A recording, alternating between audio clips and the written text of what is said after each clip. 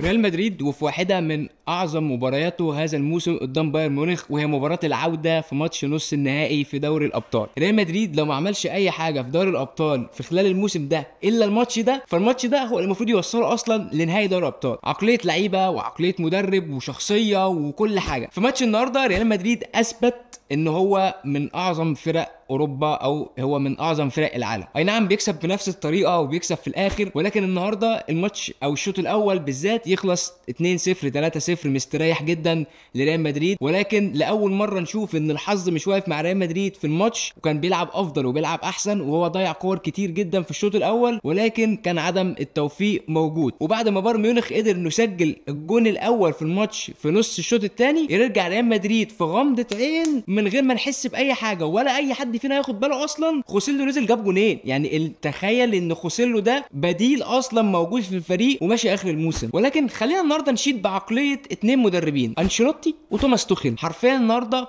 انا اول مره اشوف ريال مدريد بالشراسه الهجوميه دي من بدايه لعبه لماتش او من بدايه الماتش. كان معتاد ريال مدريد بيبدا ماتشاته بانه على الهادي وريتم بطيء والدنيا تمام وزي الفل، بيلعب على المرتده فينيسيوس ورودريجو قدام على طول.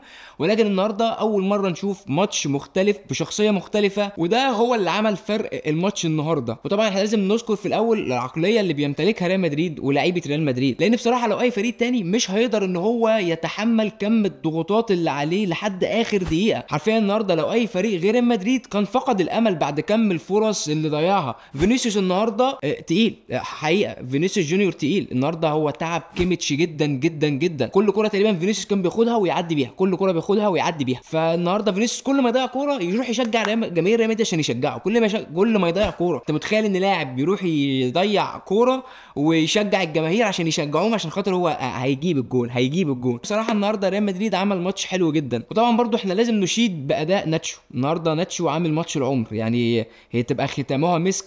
لو كده كده ناتشو ماشي اخر الموسم، فهيبقى دوري ابطال ختام لمودريتش، ختام لناتشو. وطبعا خوسيلو جاي اعاره كده هياخد دوري ابطال وماشي. وطبعا الحلم الاكبر لفيدريكو فالفيردي ان هو ياخد دوري ابطال عشان بيلبس رقم 15. فانت متخيل كم الرفاهيه اللي موجوده اصلا من لعيبه ريال مدريد. هو عايز ياخد دوري ابطال عشان خاطر بيلبس رقم 15، ودي الخامسه عشر بتاع ريال مدريد. ولكن من الغلطه المأخوذه النهارده على توماس توخيل انه امن لريال مدريد. ومعروفه مفيش اي فريق في الدنيا بيامن لريال مدريد، يعني ريال مدريد زي الاهلي كده عندنا ما بتامنلوش اصلا. انا واحد من الناس النهارده الجون بتاع الفونسو دافيز لما جه تمام والدنيا فل وفرحت، لكن في الاخر برضو يعني ايه، ما كده ريال مدريد هتعادل، ريال مدريد هيكسب. والله ده اللي حرفيا ده اللي انا كنت قاعد النهارده بفكر فيه.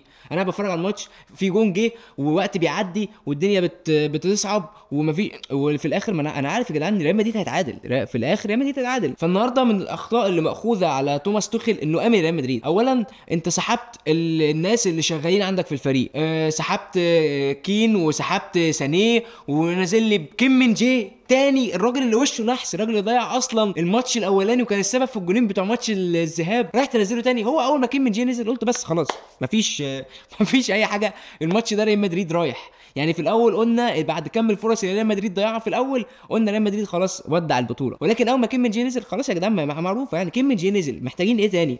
وسحبت سانيه وسحبت كين، فخلاص ما بقاش فيه. عندك مين؟ مولر الراجل على الله حكايته، كبر في السن خلاص. وشوبو موتنج ما فيش اصلا، يعني ما فيش حد يخلص لك قدام حاجه لو احتجت حد يخلص لك حاجه، ولا الوضع تأزم وهتلعب 30 دقيقه وقت اكسترا تايم مره تانية ما فيش الكلام ده يا جماعه. النهارده بصراحه بالرغم من اداره توماس توخيل للماتش كويس، ولكن بصراحه هي خربت معاه في الاخر. التغييرات كانت هي السبب في ان الماتش يروح بالشكل ده وبالسرعه دي وفي غمضه عين. يعني خوسيلو عمل كده بسبب غلطه مانويل نوير.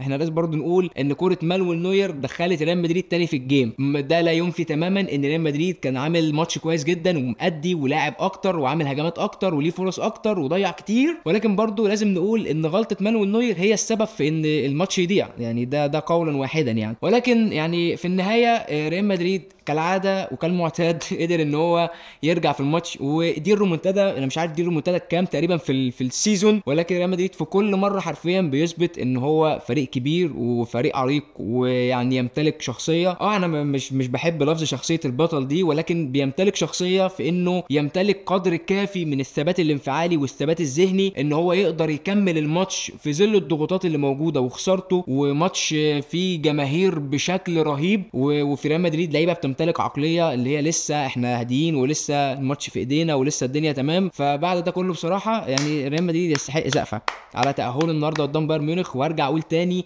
ان لو ده الماتش اللي يشفع ريال مدريد اللي حصل في دوري الابطال، او انه مثلا ما لعبش قدام السيتي وصعد، فلا ده الماتش اللي يشفع له. وهي دي الكوره اللي اي فريق كبير بيقدمها، مش فكره ان انا بس الماتشات الكبيره تكسب ولا تلعب، لا، في ماتشات عادي كبيره زي ده بتكسبها وتلعبها وتأدي فيها وتضيع فيها وتبقى الفريق الافضل في الماتش وبتكسب. يعني مش كل مره، فمش كل مره ريال مدريد هياخد الماتش كده وخلاص من غير ما يأدي، اللي هو احنا واقفين وزي ما تيجي تيجي وبس كده. ده كان حديث عن ماتش بايرن ميونخ وريال مدريد في ماتش العودة في نص نهائي دوري الأبطال.